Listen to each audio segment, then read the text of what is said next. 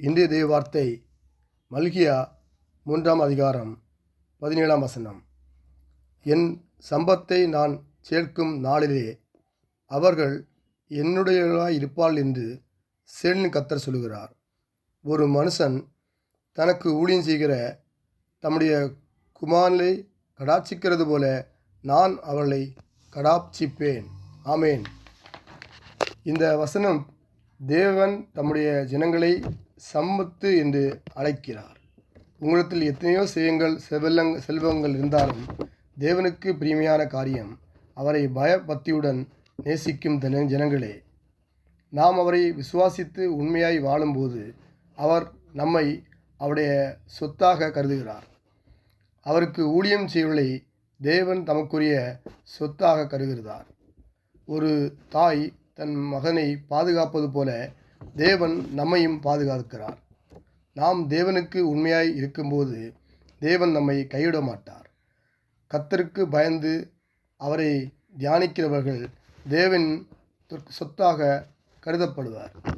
சேனைகளின் கர்த்தர் தாமே அவர்கள் என்னுடையவர்களாய் இருப்பார்கள் என்று சொல்கிறார்.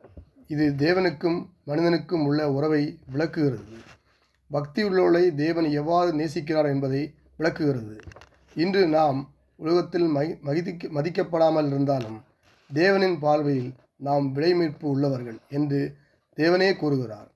அவர்கள் என்னுடைய சொத்து, என் சம்பத்து என்று தேவன் கூறுகிறார். இன்று நாம் தேவனுக்கு ஊழியர்களாக வாழ்ந்தால் நாம் தாமே அவருடைய சொத்தாக சம்பத்தாக இருப்போம். இயேசு நாமத்தில் பிதாவே, ஆமேன். நல்ல ஆண்டவரே, நமக்கு நன்றி செலுத்துகிறோம். ஒரு புதிய நாளுக்கான கிருபை செய்திலே நமக்கு ஸ்தோத்திரம். இந்த மாதத்தின் கடைசி நாளில் ஆசீர்வாதம் ஜெபிக்கிறோம்.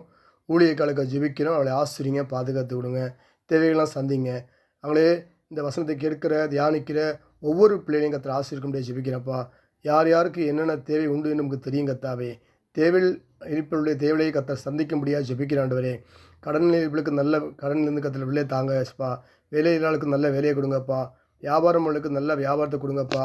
ஆண்டவரே, எக்ஸாம் எழுத பிள்ளைக்கு நல்ல ஞானத்தை கொடுத்து நல்ல எழுத உதவிச்சிங்கப்பா. இந்த நாள் முழுவதும் ஆசீர்வதித்து பாதுகாத்து எல்லையை பிடிதாக்கி தீங்கு துக்கு பிடிதாவதுக்கு விலைக்கு பாதுகாத்துக் கொள்ளும்படியாக இயேசு கிறிஸ்து நாமத்தில் ஜெபிக்கிறவங்கள் ஜீவன் நல்ல பிதாவே. ஆமேன், ஆமேன், ஆமேன்.